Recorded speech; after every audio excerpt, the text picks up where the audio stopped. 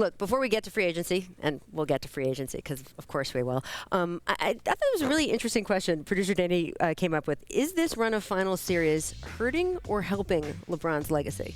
I think it's helping because the 2016 victory, beating a team with 73 wins that were up 3-1, is the greatest moment of LeBron's career. Right. And that moment only ages better as the Warriors continue in what we think is a dynasty here.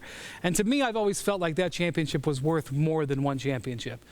I don't know how you quantify it. I don't know if it's worth 1.5 because of the odds that they were able to overcome in that. And if the Warriors continued on this run, I think it only improves that victory. What do you think, Terry? Do you think he's going to win, or do you think just going up against this juggernaut actually makes him look good? I mean, it's always great to win, but I think either way, he's still having a great season, a great playoffs. He's doing all he can.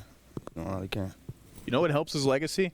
51 points, 8 rebounds, and 8 assists. I don't care if you win or lose. George Hill missed a free throw. Exactly. JR didn't know what the score was. Right. The play is representative of what he is and what his legacy is going to be. And I agree with you.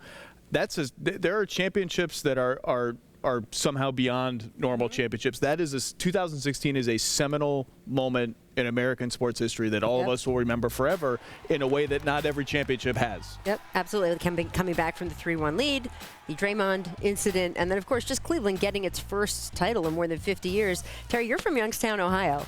Like, when they won that, I know you were already well on your way with another NBA team, but just can you tell us what it felt like to the community here and your family and your friends when they won that title? Oh, no, it was crazy. It was crazy. I still remember it like yesterday. It was just good for the city. Just good to see it. I don't think they never won, right? This is their first one. Yeah, so, I mean, it's always good to have that added to the city. Yeah, and all the color from that, of course. I mean, it is interesting because people do like to count rings, right? You had an article after the last series about the counting stats, and look, Jordan went 6 for 6, right? We're going to hear that forever. But guess what? Bill Russell had more than he did. If we're going to count, Bill Russell, it's not even close, and it's over. Right. No one's ever touching that, I don't think. Right. Jerry West, of course, went 1-8 in NBA Finals, didn't win till the very end, and we, of course, consider him the logo. So it's interesting. I don't think people have really agreed on how they're looking at LeBron's legacy yet, which is okay because it's not over yet. But it is interesting to see how this Warriors dynasty is going to impact it beyond just his win-loss record. Since you mentioned free agency, Brian, you do have an article up on ESPN.com today about how basically the entire NBA free agency ecosystem is waiting on these finals to end. Yeah, there's 2 games going on right now. We have the finals games, which are hugely important, that we all pay attention to, and gets 20 million viewers here and then 100 million viewers overseas. And then we have the transaction game, which is just as important. The Cavs aren't just down 2-0 in this series. They are down the last 2 summers in the transaction game, especially against the Warriors. The Warriors added Durant. That was big. Ago. That is a good free agent pickup. And no matter what defense you play, no matter what X and O's game you have, they're still going to have Kevin Durant. Right. They won that in the July of 2016, and the Cavs lost last summer because they lost Kyrie Irving. And so they're not just playing against the team against them; they're also playing against the transaction. And by the way, the Cavs had an awesome transaction win in 2014. Yes. But and so as we sit here right now, and as we look at these finals, people are thinking, hey, what's going on with Paul George? What's going on with Kawhi Leonard? What's going to go on with LeBron?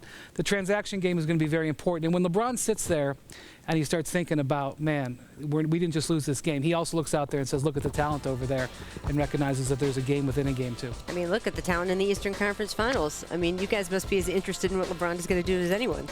Yeah, we're trying to keep our core together and worry about us, but it's going to be exciting to see what happens this summer.